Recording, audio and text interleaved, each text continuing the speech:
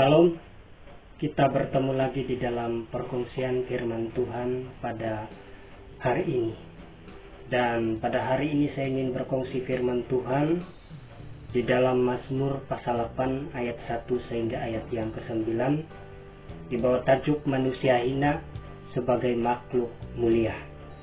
Tema kita pada hari ini gambaran Kristus dan subtema hidup memuliakan Tuhan. Saudara-saudari yang dikasihi Tuhan, teks pembelajaran kita pada hari ini cukup menarik karena pemazmur ingin membawa kita menghayati tentang betapa agung dan mulianya Tuhan. Di dalam ayat yang pertama saya bacakan. Untuk pemimpin biduan menurut lagu Getet, Mazmur Daud. Ya Tuhan, Tuhan kami, betapa mulianya namamu di seluruh bumi. Keagunganmu yang mengatasi langit dinyanyikan. Demikianlah pembacaan firman Tuhan. Begitulah pemazmur ingin membawa kita di dalam menghayati tentang keagungan dan kemuliaan Tuhan. Dan di ayat yang ketiga, pemazmur mengungkapkan keagungan Tuhan yang telah menciptakan langit, bulan, dan bintang. Tetapi pemazmur tidak menyebut matahari di dalam teks ini, dan ini menjadi tanda tanya bagi kita yang belum tahu konteksnya. Padahal matahari lebih hebat daripada tiga benda yang saya sudah sebutkan sebentar tadi. Nah, untuk memahami kenapa pemazmur tidak menyebut matahari di dalam ayat yang ketiga ini, itu mudah saja. Kita hanya kembali kepada konteks penulisannya.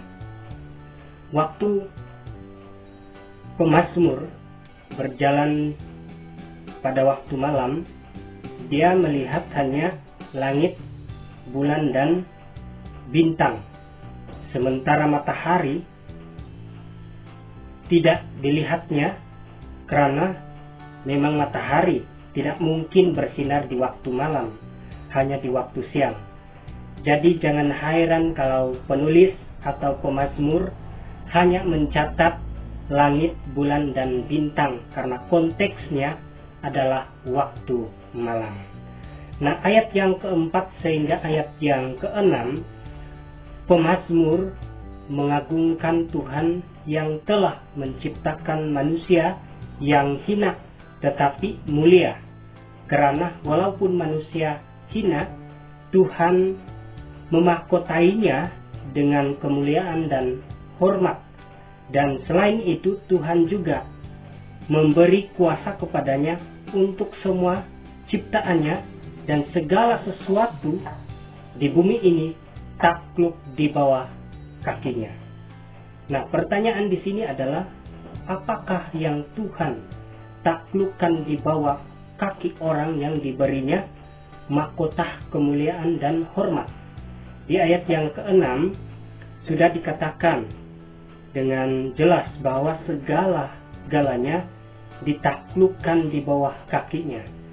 Dan sebahagian di ayat yang ke-7 sehingga ayat yang ke-8 sudah disebutkan oleh pemazmur, yaitu kambing domba, lembu sapi, binatang-binatang, burung-burung di udara, dan ikan-ikan di laut, dan apa yang melintas di arus laut. Apa yang ditulis oleh pemazmur di dalam teks ini tidak menyebut semua benda, karena apa yang terlintas di pikirannya itu yang dicatatnya untuk menggambarkan tentang keagungan Tuhan.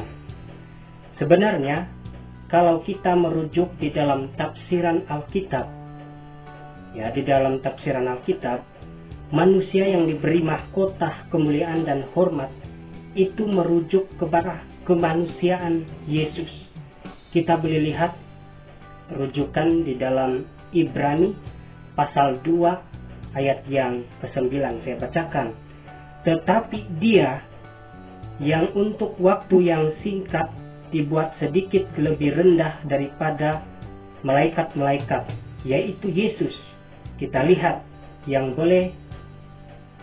oleh karena penderitaan maut dimahkotai dengan kemuliaan dan hormat, supaya oleh kasih karunia Allah ia mengalami maut bagi semua manusia.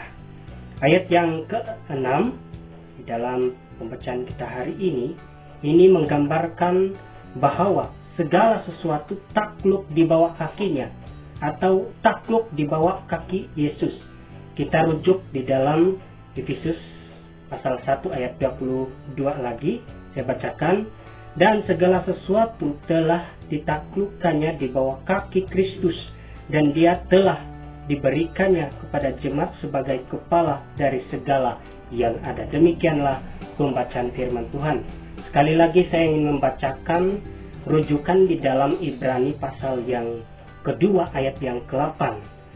Saya bacakan, segala sesuatu telah engkau taklukkan di bawah kakinya, sebab dalam menaklukkan segala sesuatu kepadanya tidak ada satupun yang ia kecualikan, yang tidak takluk kepadanya. Tetapi sekarang ini belum kita lihat bahwa segala sesuatu telah ditaklukkan kepadanya. Artinya belum ditaklukkan di bawah kaki Yesus karena Yesus belum dimuliakan. Tetapi setelah Yesus mati dan bangkit dan naik ke surga, namanya dimuliakan, dan iblis pun dikalahkan. Dan nanti pada hari penghakiman, semua makhluk yang hidup di dunia ini akan takluk di bawah kaki Tuhan Yesus. Nah, singkat cerita, pemazmur di dalam teks kita pada hari ini, selain daripada menggambarkan tentang Kristus, dia juga hidup memuliakan Tuhan.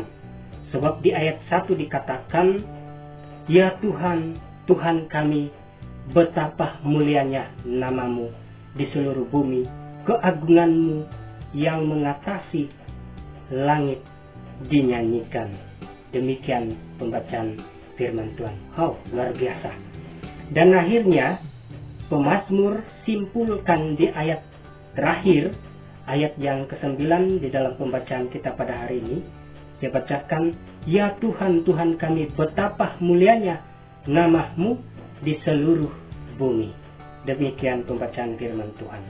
Nah, sebagai kesimpulan, saudara-saudari yang dikasihi Tuhan, semoga pengenalan kita akan Kristus melalui pembacaan kita pada hari ini semakin nyata.